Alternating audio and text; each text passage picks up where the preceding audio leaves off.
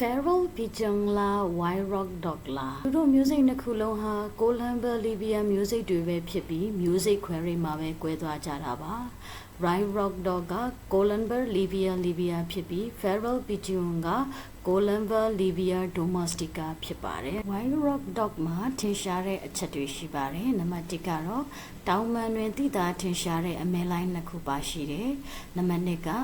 အမီမီခိုးရင်နဲ့အစုံးမှာအမဲရောင်ရှိပြီးတော့နံပါတ်3ချက်ကတော့ကြောက်တောင်ကြောက်ကဘာတွေမှာနေထိုင်ပါတယ်ရှင် Feral Pigeon တွေက Wild Rock Dog တွေနဲ့အသွေးရောင်ထူပေမဲ့အမဲရောင်လိုင်းနှစ်ခုမပါပါဘူးရှင်တချို့ Feral Pigeon က Wild Rock Dog တွေနဲ့အမဲရောင်လိုင်းပါတာတူပေမဲ့မြို့ရွာဖျားတရားလမ်းဘေးတွေမှာကျက်စားတာကမတူတဲ့အချက်တစ်ခုအနေနဲ့ရှုမြင်နိုင်မှာဖြစ်ပါတယ်ရှင် Feral Pigeon တွေကတကောင်နဲ့တကောင်အယောင်သွေးမတူသလိုအကွက်ပုံစံတွေကလည်းမတူညီကြပါဘူးရှင်အားလုံးကိုကျေးဇူးတင်ပါတယ်ရှင်